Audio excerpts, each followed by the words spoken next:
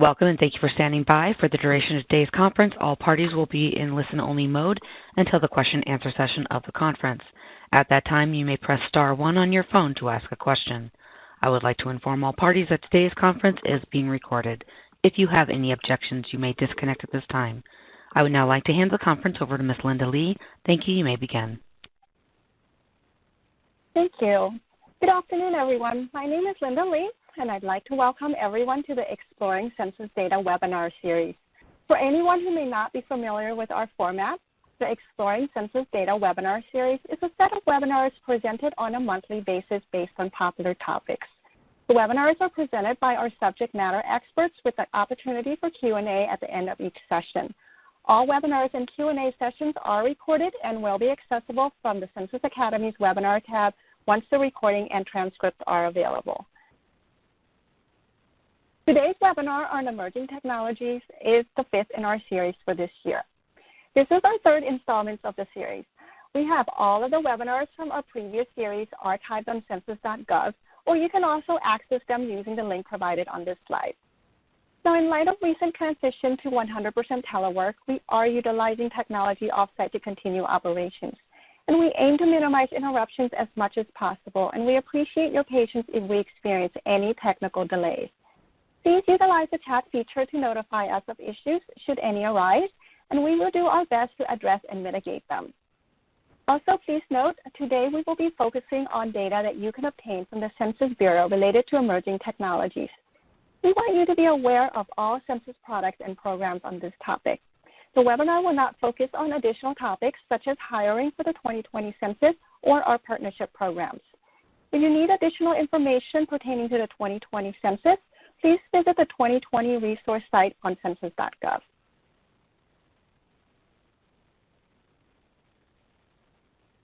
So our first objective for today is to provide you with information on the types of data that you can obtain related to technology-related industries.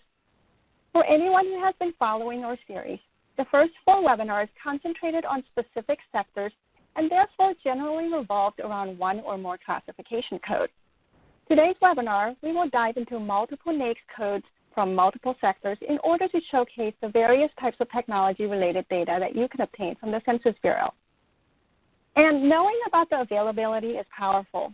Accessing the data itself can sometimes be a challenge. Our second objective is to show you how to get the data, and we've included a section towards the end to help you find what you need. In today's webinar, we will go over a high-level overview about the Census Bureau and the structure of our programs. Then we will dive into the data from our programs with technology-related statistics so you can see the types of data that you can obtain. From our programs, we will be covering the Annual Capital Expenditure Survey, Services Annual Survey, Annual Survey of Manufacturers, International Trade Statistics, Economic Census, and we have a section of the webinar towards the end where we shine a spotlight on a program as an added bonus. Today's spotlight will be the Quarterly Financial Report. After showing you the data, we will go into how to access our data and then close out with a Q&A section. The Census Bureau is the federal government's largest statistical agency. We conduct over 130 surveys each year with our well-known surveys listed here. Collecting data for the nation's people is the decennial census, which takes place every 10 years.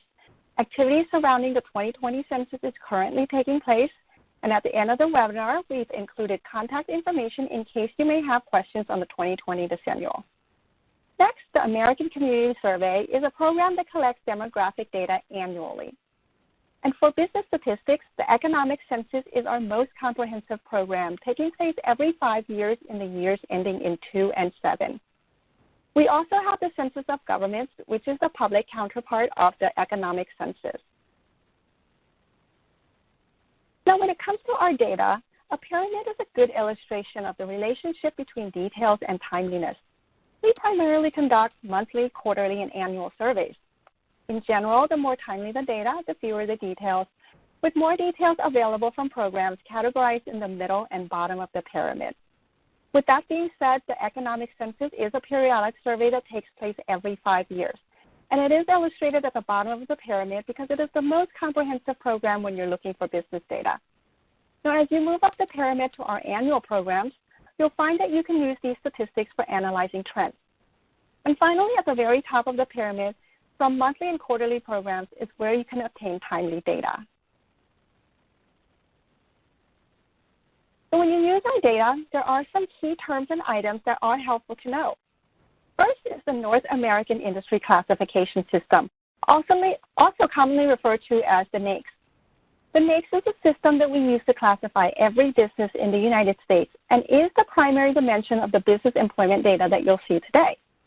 Each physical business location is assigned its own 6-digit NAICS code based on primary business activities at that location. Each individual business data are then turned into summary statistics that we publish by industry and geography. In the reference section, I've included slides that illustrate the system, and if you'd like more information beyond the reference material, please visit our site census.gov where you can access additional materials.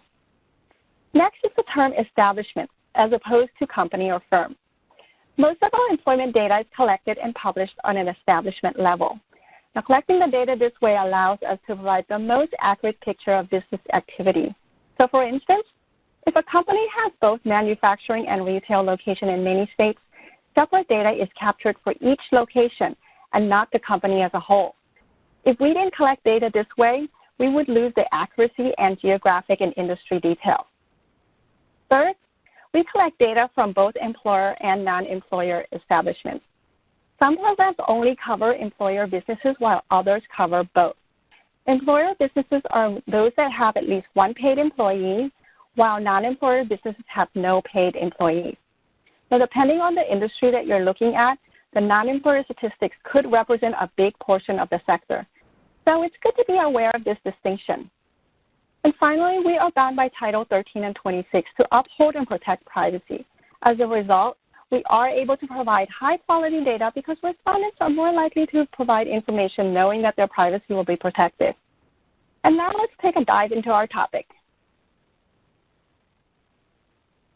So what type of data are available on the technology industries? On this slide, I've included a few examples. I selected establishments with business activities from 5 trade areas to include construction, manufacturing, wholesale, services, and retail.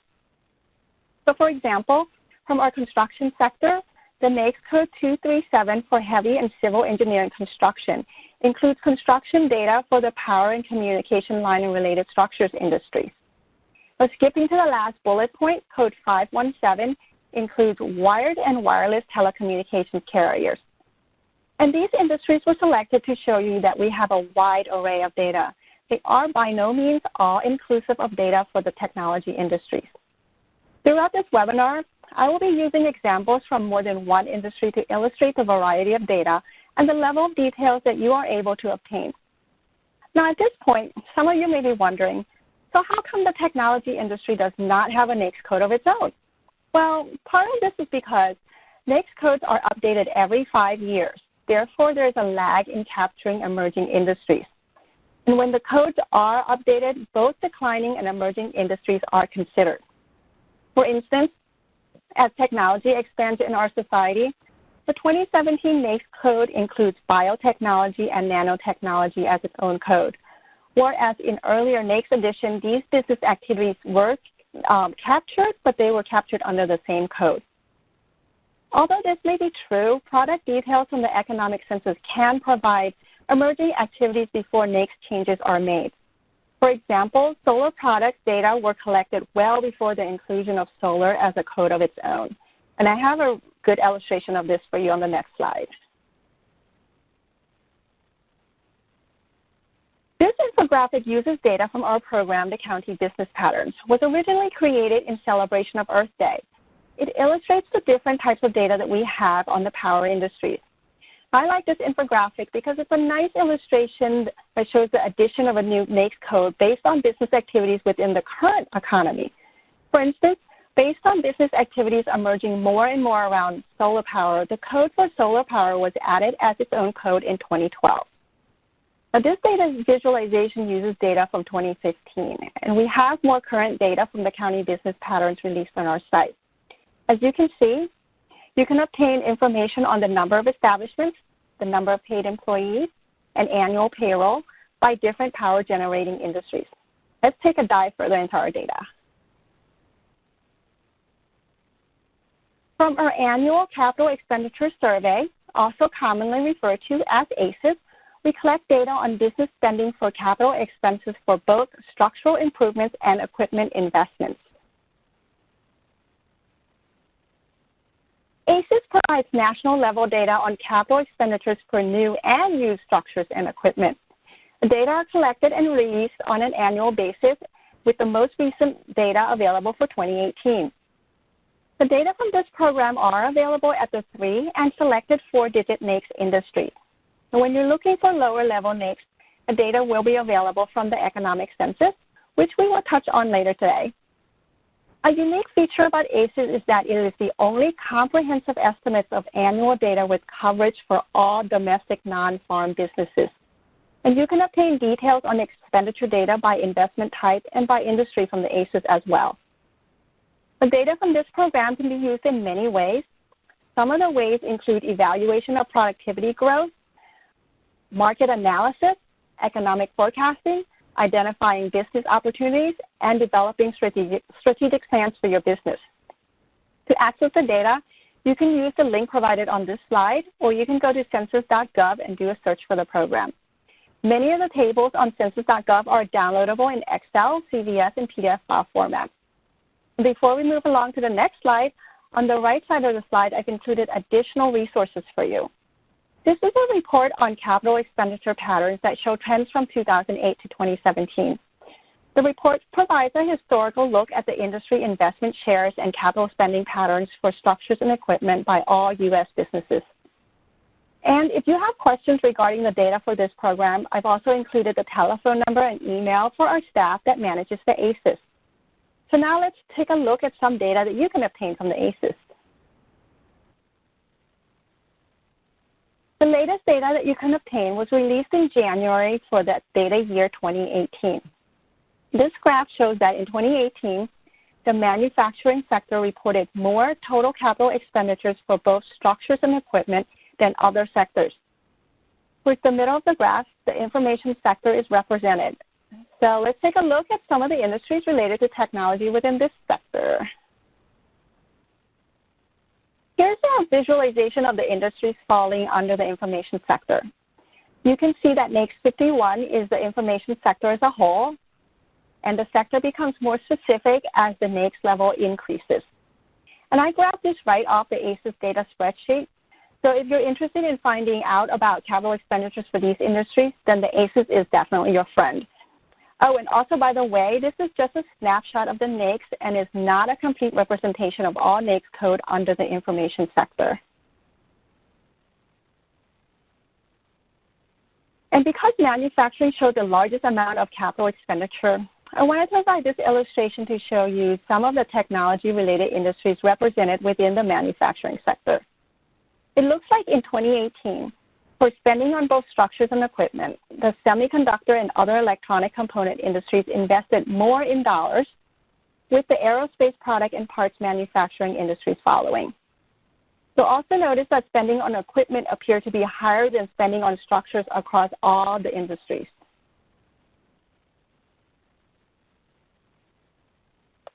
Another good source of data on technology industries comes from our program, the Service Annual Survey, also commonly referred to as the SAS. Just as the name suggests, this program offers data from our service sector of the economy on a yearly basis. Data is collected annually with the latest available for 2018. The Service Annual Survey provides the only source of annual revenue estimates for the service industries.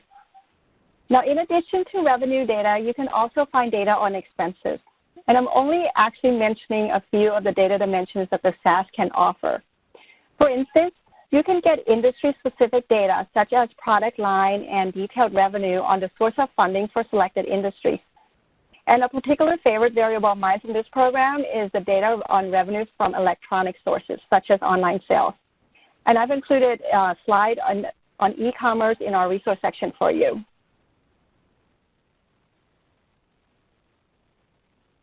The SAS has information on estimated revenues for both employer and non-employer businesses.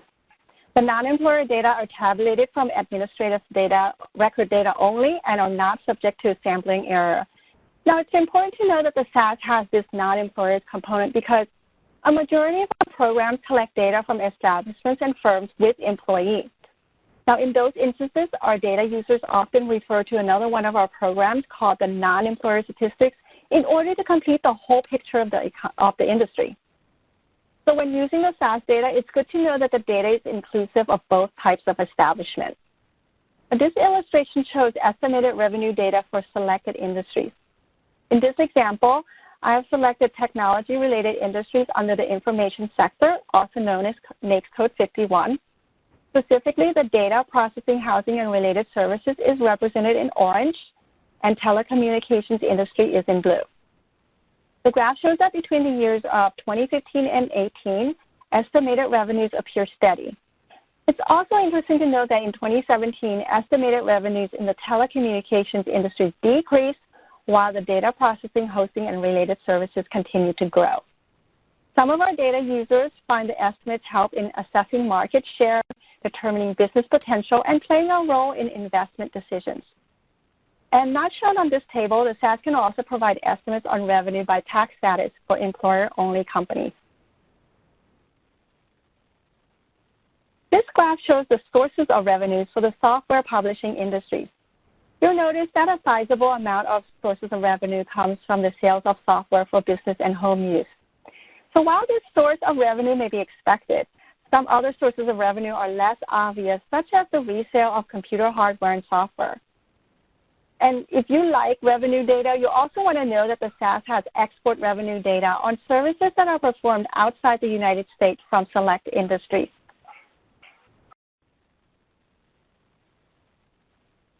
I couldn't resist putting this graph in here. With the popularity of online shopping, this is one of my favorite data to mention from SAS. As you can see, you can get data on how much revenues from electronic sources like online sales is generated for employer companies in different industries. And not shown on this graph, the SAS can also provide data on estimated revenue by the type of customer for select industries. Now let's hop over from revenue to the expense side of the house. This is an illustration of estimated expense data from employer firms for select industries. The industries represented here are Internet publishing and broadcasting and web search portal, shown in blue, computer systems design and related services, shown in orange, and research and development in the physical engineering and life sciences, shown in gray. According to the data, we see that from 2015 to 2018, there is a trend of increasing expenses for all three of these select industries. And from our manufacturing sector, we have a program with data on manufacturing establishments called the Annual Survey of Manufacturers, also commonly referred to as the ASM. Earlier today, we looked at one aspect of the manufacturing sector when we looked at data on capital expenditures. Now we're going to take a look at a program that provides many other kinds of data on establishments that manufacture technology-related items. The ASM provides measures of manufacturing activities and products for both public and the private sector of the economy. It is conducted annually with the exception of years ending in 2 and 7, at which time you'll be able to find the ASM statistics in the manufacturing sector of the economic census. During the economic census years, you'll be able to obtain more detailed statistics, and we will dive into the economic census in a moment. The ASM covers manufacturing establishments with 1 or more paid employees, or non-employers that use leased employees classified in NAICS Sector 31 through 33. Statistics from this program include employment, payroll, supplemental labor costs, cost of materials consumed, operating expenses, the value of shipment, the value added by manufacturing, energy consumption, and inventories. On this slide, we show that the ASM provides data at the 2 through 6 digit level NAICS code. While this is true for majority of the data released from this program, if you're looking at the value of product shipment, you'll be able to obtain data at a more granular level at the 7-digit NAICS product class.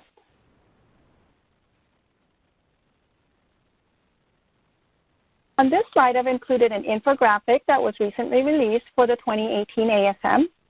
This graph compares the total payroll in orange with the total value of shipment in blue for the manufacturing subsectors. In red, I circled establishments that manufacture computer and electronic products. In 2018, this subsector reported approximately $69 billion in total payroll and about $324 billion in value of shipments. And this is only a sample of data points from the ASM.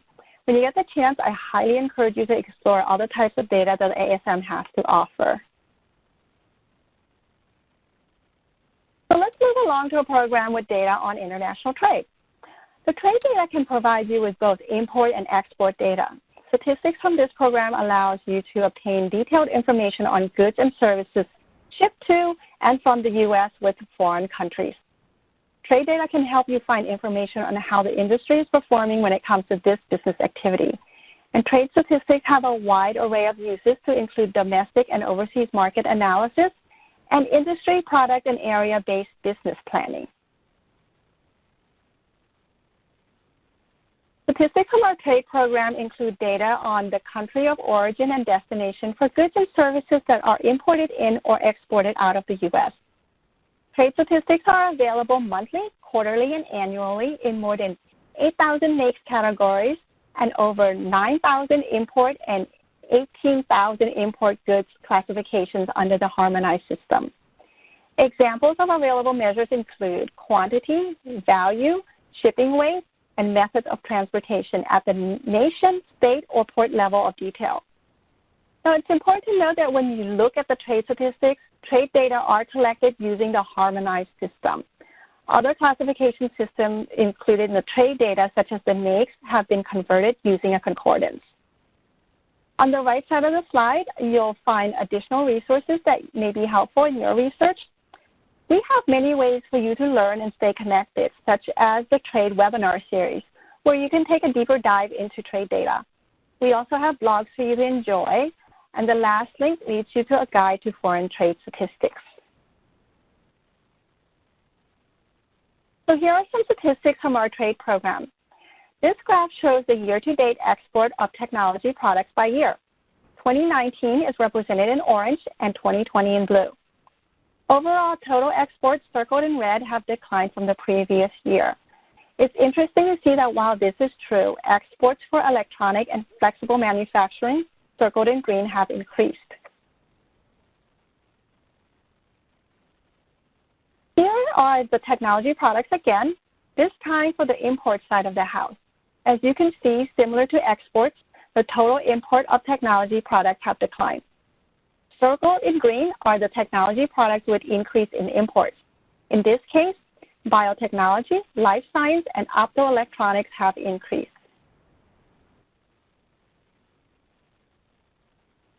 So far, we've been talking about several economic programs that are able to provide you with data related to emerging technologies spanning from technology improvements on capital structures to revenues and expenditures for companies that manufacture technology-related products, to trade numbers that can allow you to assess how much of the industry import and export.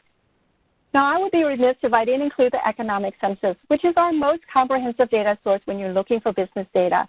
And it is also the survey in which we benchmark our business data.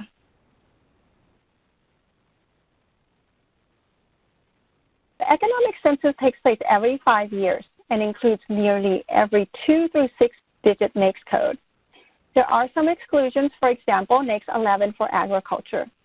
We have limited data on this sector, mostly revolving around the number of establishments and employment from select programs. And those programs are the county business patterns, the non-employer statistics, and the annual business survey. If you need additional data, the Department of Agriculture collects more extensive data on this sector. And a full list of exclusions are available on our website. And for ease of access, you can also use the link provided here. Another great feature about the economic census is the level of geography. Now, while we do have county-level data from the county business patterns and its zip code level counterpart from the zip code business patterns, the variables from these programs are limited.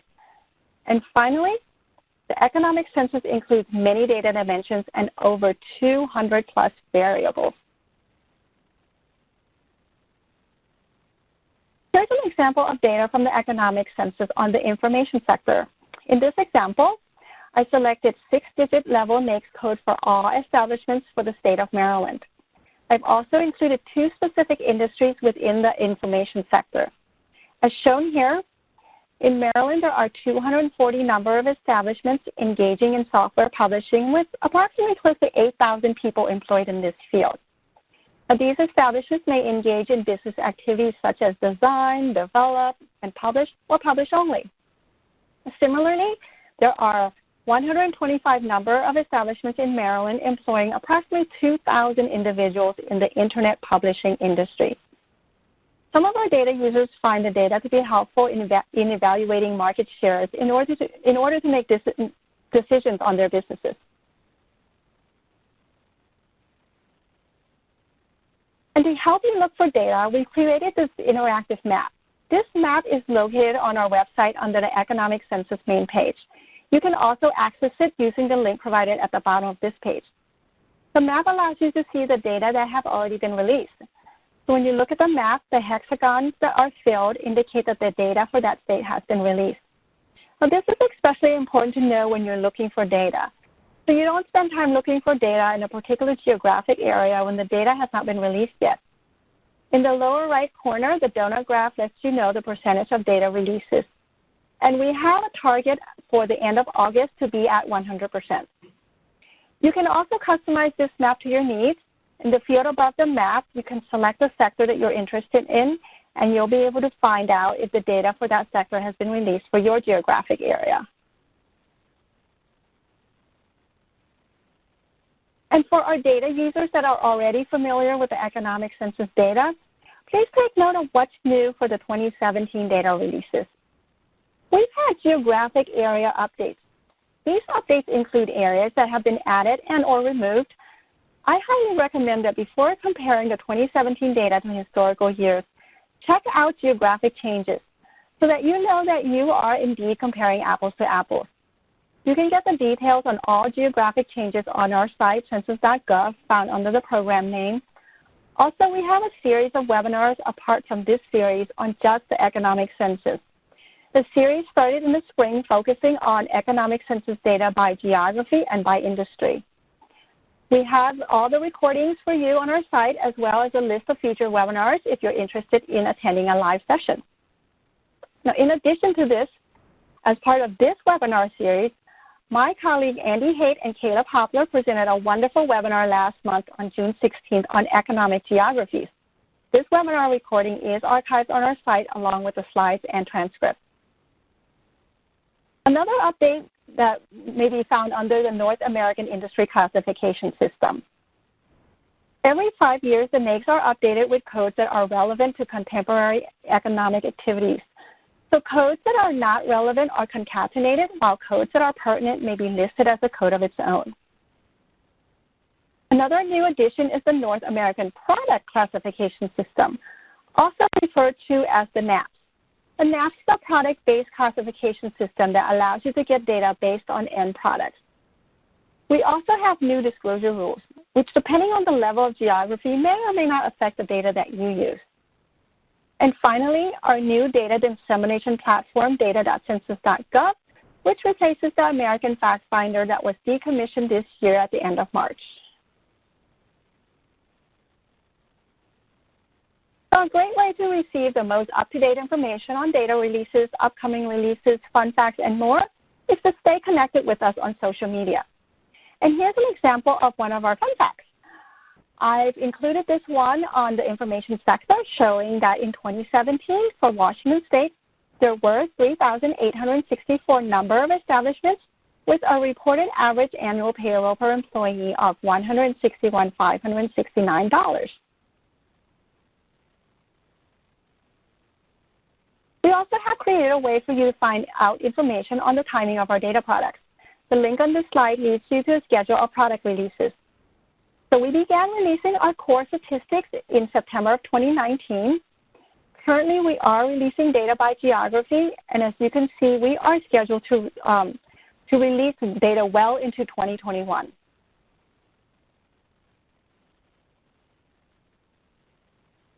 So in addition to the programs you've seen featured today, we also have additional resources available for you. Here I'll briefly mention several items that you may find helpful. Let's take a look.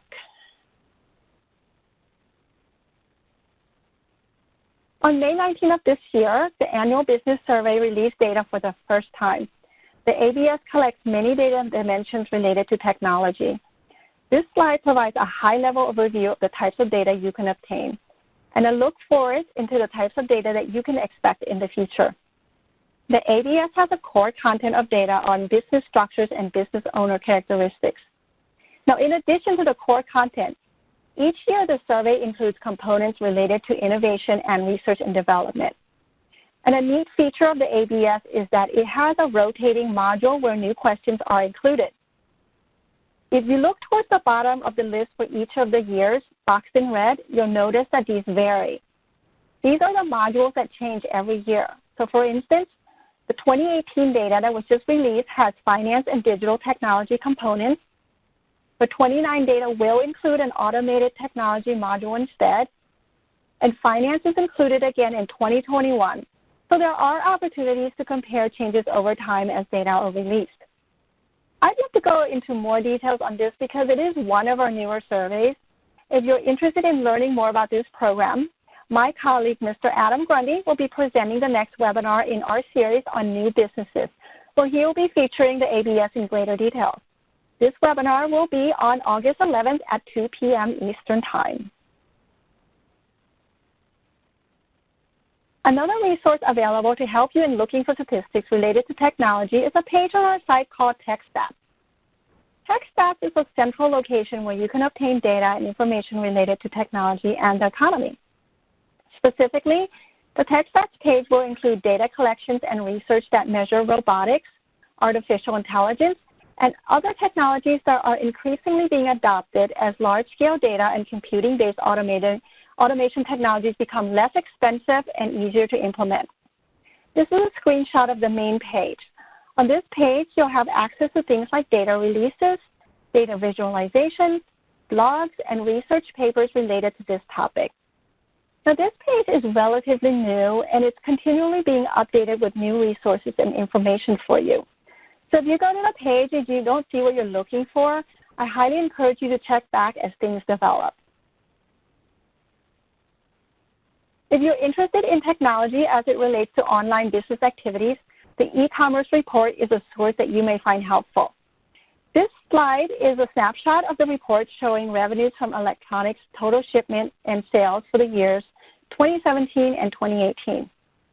When you look at the electronic business activities by trade area, you'll notice that from 2017 to 2018, the service industries reported a higher percentage of increase in online shipment and sales when compared to retail, manufacturing, and merchant wholesale trade.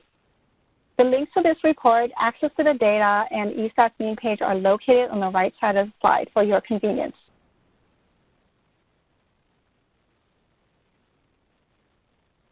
So today we've been talking about economic programs and the business data that you can obtain related to various types of technology in our society.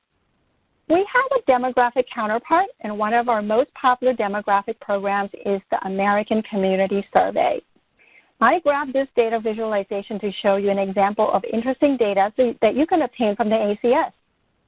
This infographic shows the difference in broadband subscription rate by income and type of counties for 2017. As you can see, households residing in urban settings are more likely to subscribe when compared to other settings. And within each setting, you can see the difference in subscription rate by income.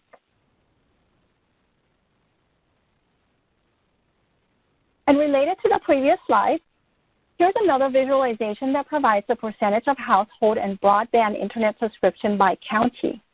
This interactive visual allows you to select counties throughout the U.S. to view the percent household with broadband subscription, as well as households with a computer. Now, these are only a few ACS data visualizations that the American Community Survey Office has created using ACS data. If you like these infographics, please visit census.gov and explore ACS for more visualizations. And to find estimates released by the American Community Survey on more than 40 topics, please visit the data dissemination platform data.census.gov. This is the main tool to obtain ACS data on all topics. As you can see on this slide, you can find data on occupation, and illustrated is here is the computer occupations like software developers and programmers and more. These data provided by the ACS can be filtered down to the geographic level such as state, county, metropolitan area, zip code, and more. What I've shown you here is only a tiny fraction of what the ACS can offer. If you're interested in the ACS data, please visit census.gov/ACS to explore more about the program. And now we've arrived at the part where we showcase a program as an additional nugget for you to add to your data toolbox. In this webinar, I selected the Quarterly Financial Report, also commonly referred to as the QFR.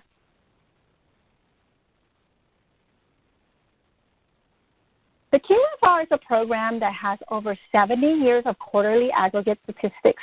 Data from this program serves as the primary source for current estimates of corporate profit for the nation's gross domestic income account.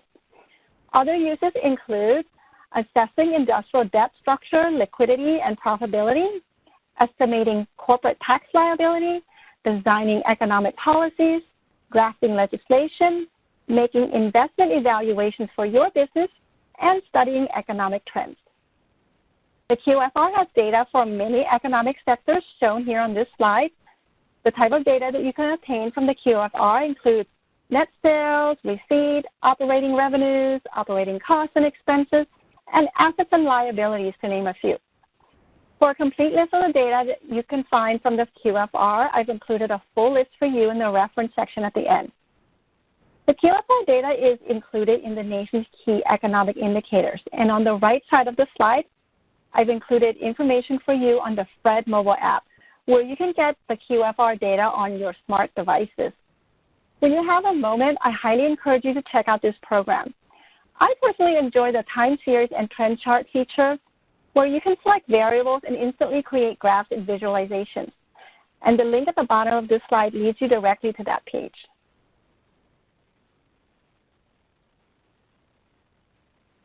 So far, we've been looking at the availability of data for various technology-related industries. Let's now take a tour on a couple of our data tools that allow you to access the data that you've just seen today. The Census Business Builder is one of our most popular tools, and it is very user-friendly. This tool gives you the ability to view demographic, economic, and geographic data elements all in one place. This slide shows a screenshot of the landing page for the tool. Circled in red is the area where you'll be able to find many resources on the CBB. You can access printable instructional flyers and even view webinars on how to use the tool. Now below this area is where you can launch the tool. The CBB is continually being updated with new versions. There is a place on our site where you can submit your suggestions and features and functionalities that you're interested in. In the past, we've included feasible suggestions in the development of new versions. So below this area, the Small Business Edition is located on the left and the Regional Analyst Edition on your right. The Small Business Edition can provide you with data for a single type of business at a time, while the Regional Analyst Edition will present the data for all sectors. On the next slide, we'll take a look at the Small Business Edition. Once you launch the Small Business Edition, you'll see this page. To get to the data that you need, all you have to do is answer two questions. The first question is on the type of business that you want to research. The icons you see here are our more popular searches. If you're interested in something not represented by an icon, you can simply just use the search box below the icons. The second question is on geography. This tool is mobile optimized, so if you select the button for Find My Location, it will pick up your physical GPS location, and the data that you receive will be based on this location. And if you're on a PC, it will pick up your IP address. Below the Find My Location button, you can insert the geography that you need for your data research. And typically, it's better to start off at the higher level, such as the state level. And within the tool itself, you can further customize your search. And finally, you have the option to go to Map and create reports. When you select Go to Map, you'll receive a map for the criteria that you specified. In this example, I've selected the industry systems design for the state of Maryland. The area circled in red is where you can update any search criteria by selecting the drop-down arrow. The area circled in orange is where you can update the level of geography. At the bottom of the map, you'll find select demographic variables, and circled in green in the bottom left corner is a way for you to access the Create Report function from the map feature. And this is an example of what the report would look like. Along the left, you'll find the content of the report. In this case, I've captured the business summary section of the report for you to see. The business summary shows data for employer businesses for the industry systems design in the state of Maryland. So if you've not had the chance to use CBD, I highly encourage you to explore this tool. The items that I went over today are very general, and the tool allows you to do many more things, and the best part is it is very user-friendly. So data.census.gov is our new data dissemination platform that replaces the American Fact Finder, which has been decommissioned earlier this year.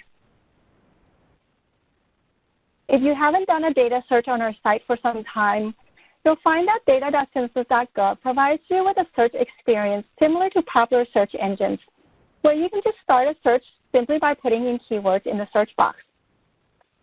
You can also do an advanced search if that's your preference. When using this platform, you have access to resources by clicking on the Help located in the area circled in red. And we also welcome your feedback on your experience, so please feel free to let us know about features and functionalities that you would like or would like to see in the future.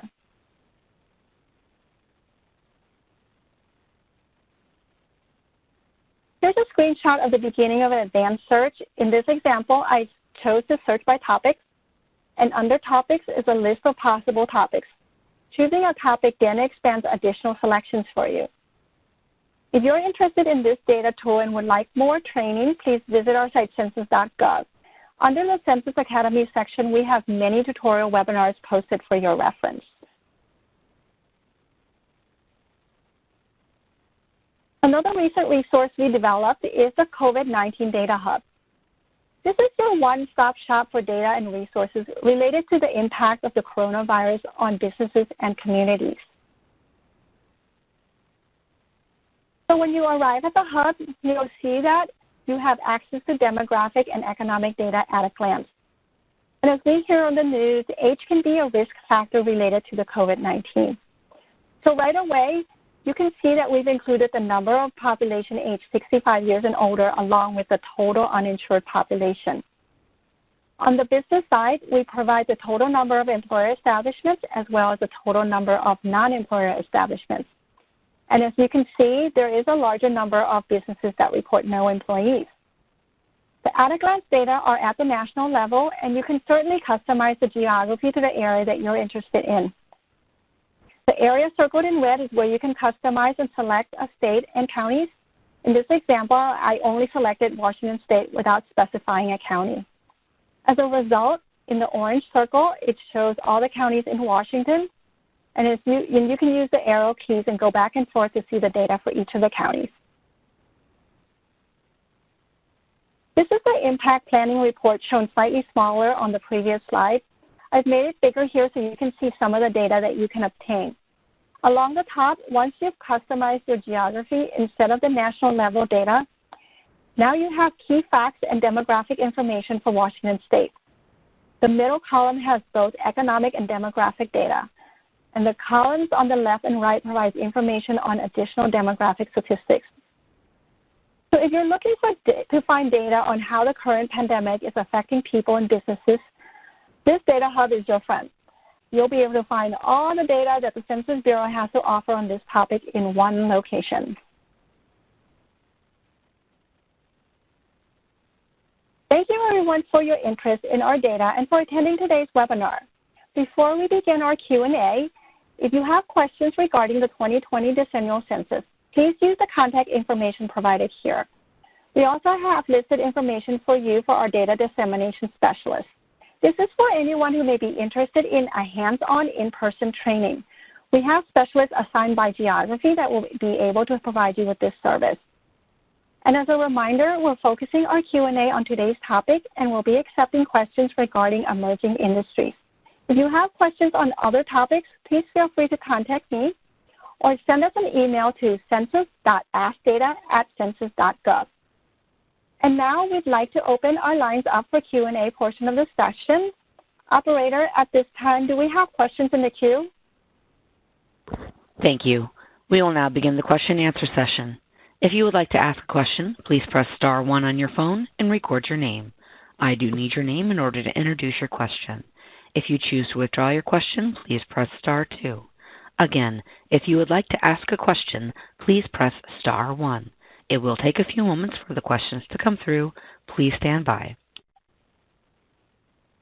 And while we're waiting for the operator to queue up our questions, I just wanted to mention that the COVID-19 Data Hub that I just mentioned has many neat features. Some features include the Small Business Pulse Survey, and this is a weekly survey that measures changes in business condition. You can also find its demographic counterpart called the Household Pulse Survey on the Data Hub as well. Let's check back in with our operator. We do have a question. I will announce them as they announce themselves. The first question. Well, thank you very much for doing this webinar, and thank you and your team for putting it together. Really well done. So specific to technology and measuring the impact on technology, it's a really interesting topic because the changes right now are so demonstrable relative to what's going on with COVID and consumer behavior. And just 3 examples, I'd love to understand how you're collecting the data and the frequency of that. So, pre-COVID or, a couple of years ago, I'd go to my local store. Now I'm ordering everything online, and I'm ordering it, generally from small merchants that are either selling on Shopify or eBay or Amazon. So how are you capturing the volume that these small sellers are moving, versus what was a traditional retail store, which probably was easier? Similarly, before I would do, a lot of my computing with my own PC, and my employer would pay a subscription. But now I do a lot of my computing on cloud services, whether it's on AWS or at Microsoft Azure. So how are you capturing that cloud services? Where is that recorded? And these are moving, really across industries. So it's really going from one data set to another data set, and whether you even created a new capture for that new data. And a similar one would be apps. So I used to have a newspaper, now I have an app, whether it's the New York Times, or I used to have a subscription with Comcast, and now I have Netflix, or I used to go to the record store and buy a record or a DVD. Now I have Spotify. So how are you capturing that app volume, if you will?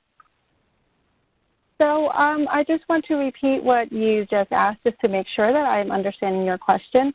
You want to know how we're capturing the data for those different types of platforms that you mentioned, correct? Correct, yes. So these are 3 really massive technology changes that are happening in terms of economic value, going from one category to a brand new, newly created category. So at this moment, we do not. We have e-commerce statistics that capture sales for online sales, and I do not believe. And please send me an email directly so that I can check up on this for you. I do not believe that we have them broken down by the different platforms and the different apps that you mentioned. I believe that it is. Right, and so these are these are like hundreds of thousands of merchants that Amazon will publish. They do 150,000 a year in revenue, but there's hundreds of thousands of them across every platform. Right. I understand what you're saying exactly. At this moment, our survey asked the question of the amount of revenue that they generate from online sales, and I believe that is how we measure it. I'm not 100% sure on this, so please send me a follow-up email, and I will obtain more additional details for you, but I believe that it does not break it down to by those type of platforms and apps. Okay. And then how about cloud services? So when you're moving in, like, so there's, roughly this year going to be, $60 billion or more in revenues by the major cloud platforms, and that. So do you have a new category for like off-prem cloud services, or how are you capturing, the transfer of, computing that used to be, again, on-premise, that people had servers and they paid subscription software to, the cloud platform providers? So unfortunately, this falls under the same category as measuring via apps and other platforms, where we do not have a breakdown of that. I do, and this goes into also what was discussed earlier regarding the NAICS. So in the future, because there are, especially during this COVID times where we're depending more and more on these type of technology, perhaps there could be something, a new code, but at this moment, there is not a code or anything that we could use to measure that specifically. It may exist under an umbrella, but at this moment, it's not on its own. It's an activity, certainly, right? So it's just similar to the solar energy example that was in the earlier slide. So we actually had captured solar activities before we had solar as its own code. So the activity measurement is there, but it just did not have its own code. Got it. Thank you so much. All the best to you in these very interesting times. Thank you. The next question, your line is open. Hi. Thank you for a very interesting webinar.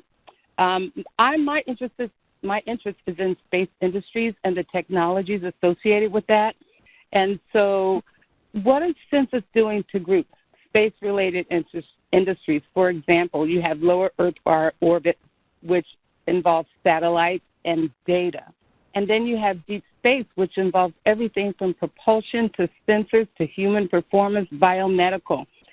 Is there any work being done toward classifying space industries or just a general industry and under which we can include several NAICS codes? So I do not have knowledge of that. I guess I'm trying to word this where so right now I do not have knowledge of that because that is outside of what I do. Okay. I believe that there is a whole, and I believe that it involves areas outside of the census as well, and so I don't want to explain too much into it because this was explained to me a while ago and I don't remember the details exactly, but I believe that to include a new NAICS and industries involve other areas where they do research, and at this moment I'm not privy to what type of research they're doing. So I don't really have a good answer for that. All right. Thank you. There are no further questions at this time.